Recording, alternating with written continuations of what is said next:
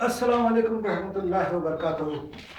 آج ہم اس Islamic crash course کا چوتھا حصہ شروع کریں گے انشاءاللہ۔ ابھی تک 3 حصے ہو گئے، 3 قسط ہو گئی، اور ان قسطوں کے اندر میں نے کوشش کیا کہ کائنات کی وسعت کے بارے میں آپ کو بتایا، اس لیے کہ آپ کو اندازہ ہو جائے کہ کائنات کتنی بڑی ہے، کتنی وسیع ہے، اور اس کی دوریاں کیا ہے، اور اس کے اندر حیرت انگیز چیزیں کیا ہے۔ اس لیے بتایا کہ آپ کو یہ اندازہ ہو جائے کہ یہ کائنات کا بنانے والا کیسا ہوگا، اس کا حیرت انگیز کیسا ہوگا۔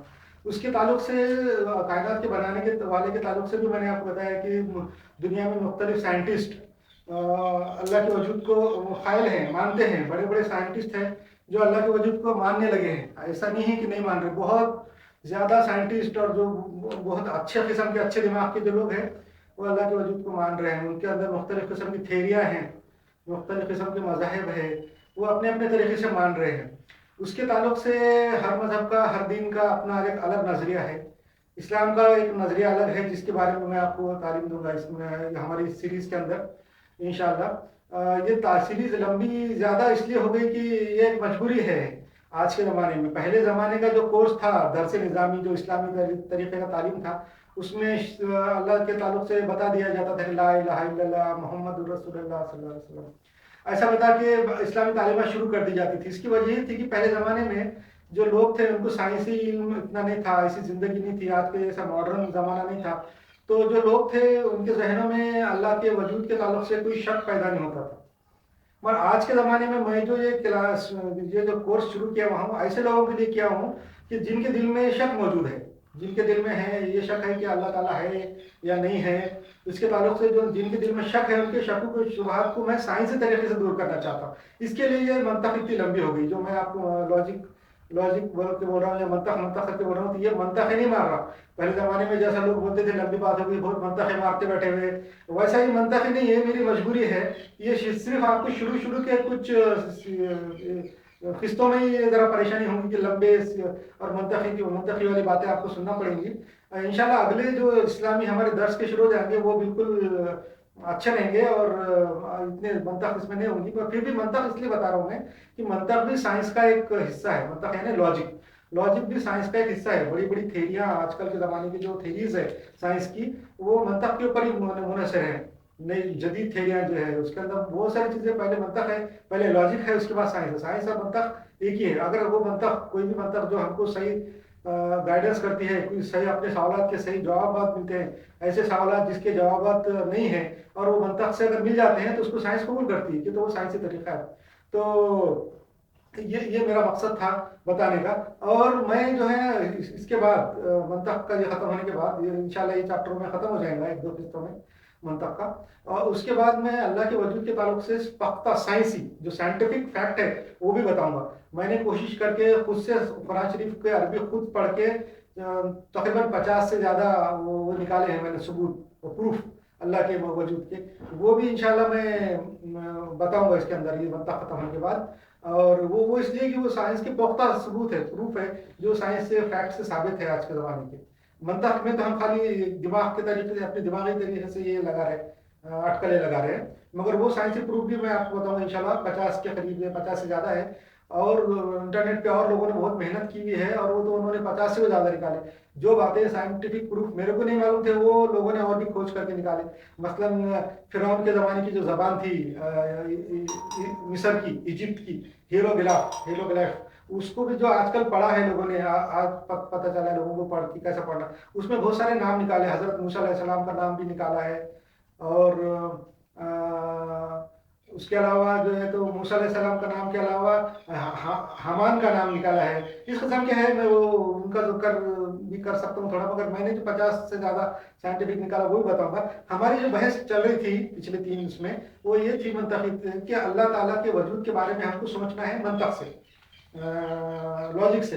لاجک سے سوچنے کا مطلب یہ ہے کہ اگر کوئی لاجک، دماغ کا جو سوچنے کا انداز اگر صحیح ڈائریکشن میں ہے، وہ کس وقت ہو سکتا ہے؟ جب کوئی چیز واقعی میں وجود میں ہے، کوئی ہو سکتی ہے تو اس کے بارے میں ہم صحیح سوچ سکتے۔ اچھا، جو چیز نہیں ہو سکتی اس کے بارے میں بھی سوچ سکتے، مگر وہ کسی منطقی نتیجے پہ نہیں پہنچتی، کسی لاجیکل اینڈ پہ نہیں آتی۔ مگر جو چیز لاجیکل اینڈ پہ آ جاتی، اس کا مطلب وہ صحیح ہے۔ تو ہم اللہ کے تعلق سے سوچیں گے کہ یہ اللہ کا اتنی بڑی کائنات جو ہے، जो हमने उसके बारे में जिक्र किया, इतनी बड़ी कायनात है, इतनी वसी है, उसमें क़ुव्वतें हैं, इतने डिस्टेंस है, इतने दूरियां हैं, करोड़ों अरबों खरबों लाइट ईयर, रोशनी को लाखों करोड़ों अरबों साल लगते हैं, इतनी बड़ी है। फिर इसमें इतनी क़ुव्वतें मौजूद है। ये जो खला है वो क़ुव्वतों से और एनर्जी से और वेव्स से और इलेक्ट्रोमैग्नेटिक रेडिएशन से भरा हुआ उसका ओशियन है, समंदर है। तो इतना बड़ा है और इसमें इतना हिसाब है।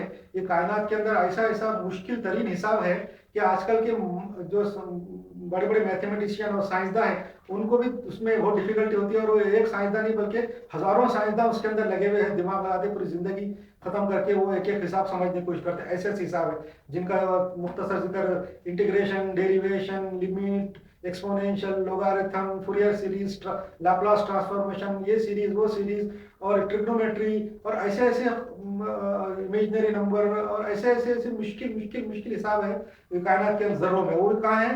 बारीक एटम के अंदर। एक एटम के अंदर 2 दर्जन से ज्यादा जर्रे अभी तक दरियाफ्त हो गए, और उससे ज्यादा अभी दरियाफ्त होना चालू है। और हर जर्रे के अंदर एक उनके लिए एक इल्म का एक समंदर है। हर जर्रा इतना बारीक, इतना कि इंसान उसके बारे में देख नहीं सकता उसको, बस उसके बारे में तस्वुर ही है।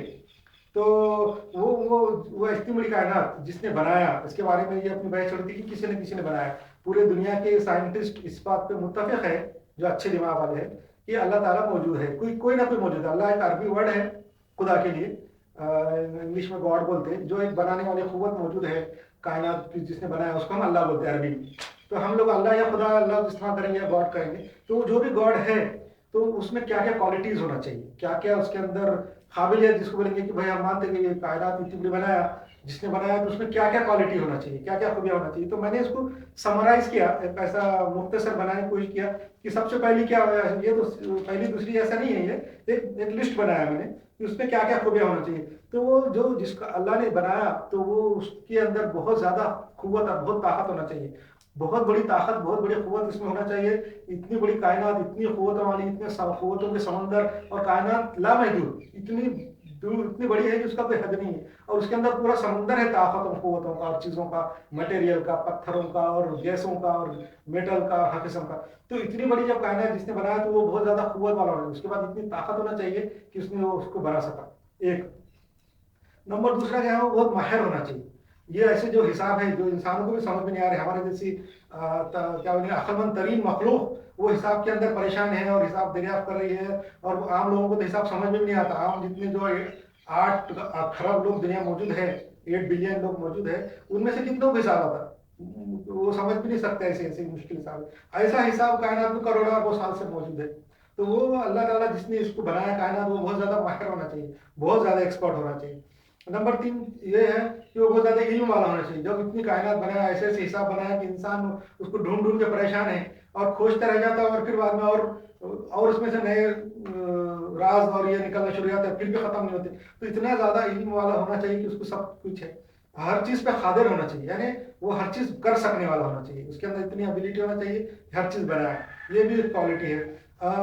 बहुत ज्यादा बड़ा होना चाहिए। जो इतनी बड़ी कायनात बनाया, लामहदूद बनाया, इन्फिनिटी बनाया कायनात, तो अल्लाह भी उससे बड़ा होना चाहिए। इसका मतलब मैंने जब पहले खिद में बताया था कि इन्फिनिटी जो है वो लामहदूद चीज होती है, और इन्फिनिटी सिर्फ एक होती है। जब लामहदूद कोई होंगी तो एक ही होंगी कि तो कि हर डायरेक्शन में उसकी हद नहीं, किधर की हद नहीं। इसका मतलब सब जगह एक ही है, इसका मतलब इन्फिनिटी एक है। तो अल्लाह ताला जो इसको बनाया, तो वो तो बहुत बड़ा होना चाहिए। इसका मतलब अल्लाह ताला ही इन्फिनिटी होना चाहिए, इतना बड़ा और कोई नहीं। इसका मतलब अल्लाह अकेला ही होना चाहिए, इन्फिनिटी एक ही रह सकती। तो ये भी है कि बहुत बड़ा होना चाहिए, हमेशा जिंदा रहने वाला होना चाहिए, हमेशा जिंदा। ऐसी उसमें खूबी है, ये खूबी होना चाहिए कि वो हमेशा जिंदा है, कभी खत्म ना हो। अगर वो खत्म हो जाए तो फिर कायनात रह नहीं सकती। तो अब तो देखा करोड़ों साल से बाकी है, तो वो उसका हमेशा जिंदा रहना होना चाहिए। अच्छा, हमेशा जिंदा होने से ये एक बात भी साबित होती कि उसका, और इन्फिनिटी की वजह से कि अल्लाह ताला इतना बड़ा है कि उसका दूसरे के लिए गुंजाइश ही नहीं, तो उसकी कोई औलाद होने का सवाल ही नहीं पैदा होता। कि तो जब वो हमेशा जिंदा है, तो औलाद कब होती, इंसान के या किसी जानवर को या किसी को औलाद का मतलब क्या है कि वो जिंदा नहीं रह सकता।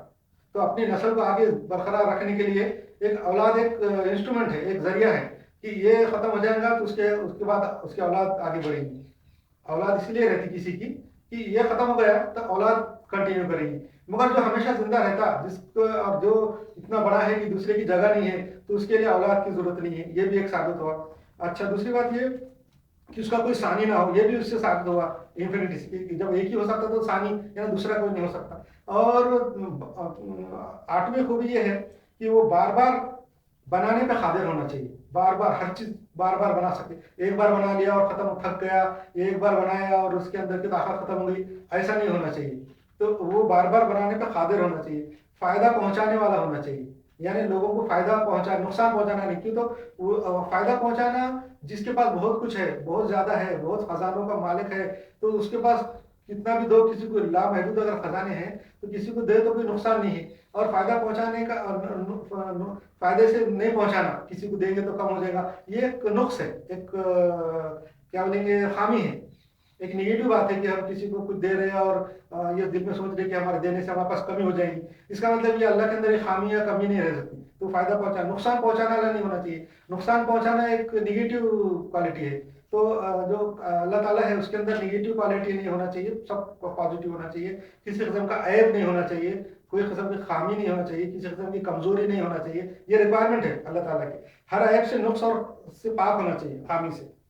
अच्छा, जब वो अकेला है, कायनात में वो सब कर सकता है, उसके पास इतनी कुव्वतें हैं, और बार बार बनाने का कादिर भी है और बहुत बड़ा है, तो इसका मतलब उसके अंदर, और वो हर किस्म की नेगेटिव क्वालिटी से पाक भी है, उसमें कोई खामी, ऐब या कमजोरी नहीं है।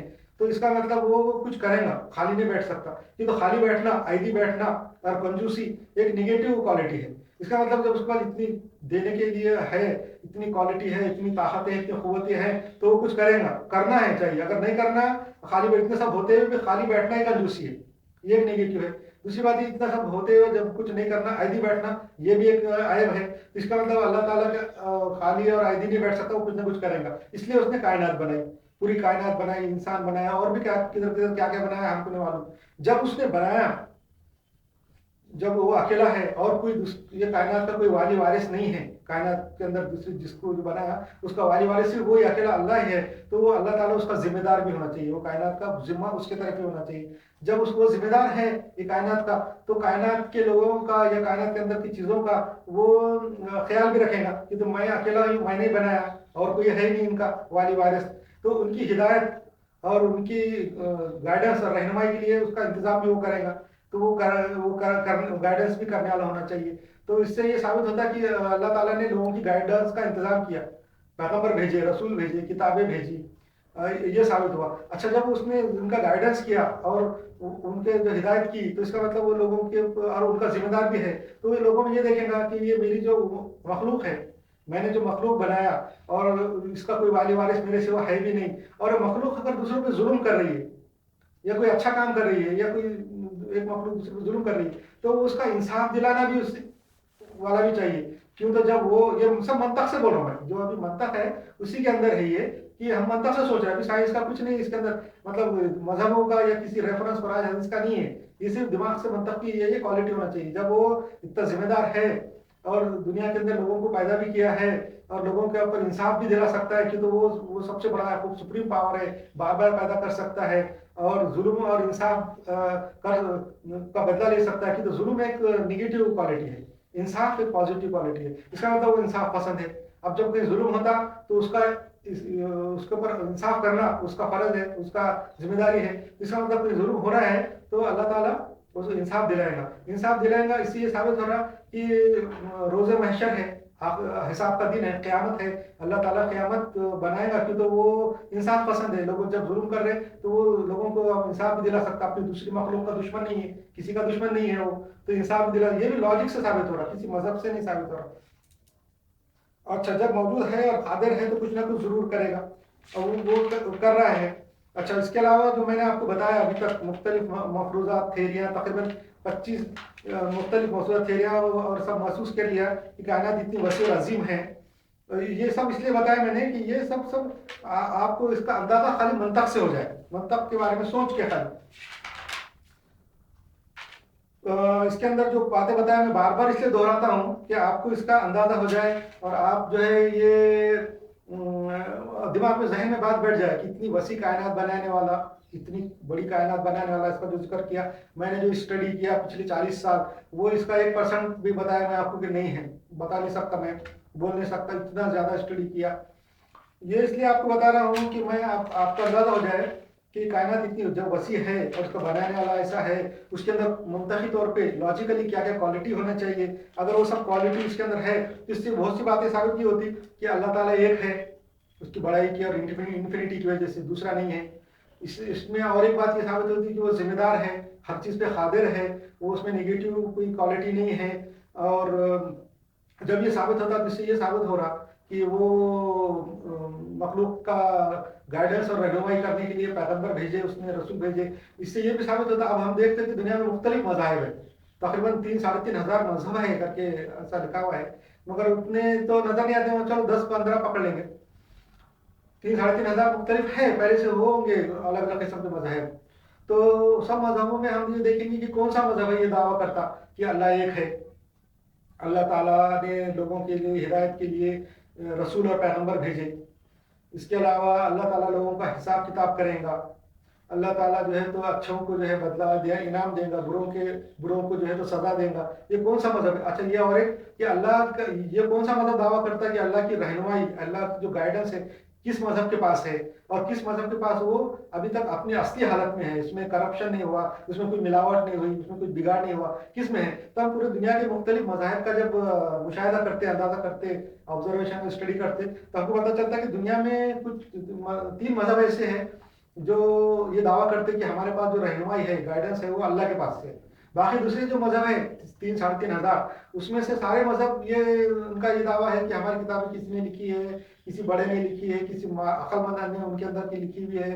تو بہت سارے مذہب تو ایسے ہیں 99% کی جن کو معلوم نہیں کس نے لکھی ہوئی ہے، اور بس اندازے قائم کرتے رہتے ہیں، اور جس نے لکھی بھی ہے تو ان کے بھی مرنے کے بعد 100 سے ہزاروں سال کے بعد کتابیں لکھی گئی، پھر ان کی بہت ساری کتابیں کرپٹ ہو گئی، غائب ہو گئی، گم گئی، اندازے سے، میموری سے، انہوں نے یادداشت سے لکھی ہے۔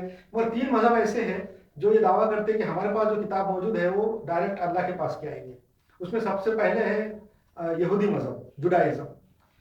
اس کے بعد جوڈائزم کے بعد ہے عیسائیت، کرسچینٹی، وہ ایک جوڈائزم کا ہی حصہ ہے، اسی کے مذہب کا ایک کیا بولیں گے، شاخ ہے، ایک فرقہ ہے، جوڈائزم کا ہی ہے، ہیریسی بولتے ہیں ان کو انگلش میں۔ وہ ایک فرقہ ہے، وہ ان کا بھی دعویٰ ہے کہ ہمارے پاس بھی ہے۔ اور تیسرا مذہب ہے اسلام۔ اسلام کا بھی یہ دعویٰ ہے کہ ہمارے پاس جو کتاب موجود ہے وہ ڈائریکٹ اللہ کے پاس سے ہے۔ اب ہم اگر یہ تینوں مذہبوں کا مطالعہ کریں، ان کی اسٹڈی کریں، تو ہم کو پتہ چلتا ہے کہ وہ باقی 2 مذہب ہے، جوڈائزم یا یہودی مذہب اور کرسچینٹی، ان کی کتابیں کرپٹ ہو گئی۔ یہودیوں کی تو ان کا خود کا ماننا ہے کہ ہماری جو توریت ہے، تلمود ہے، ان کی جو بائبل ہے، وہ تو کئی بار لوگوں نے ان کو جلا دیے، گھما دیے، گم گئے اور یادداشت سے لکھے، اصل کتاب موجود نہیں۔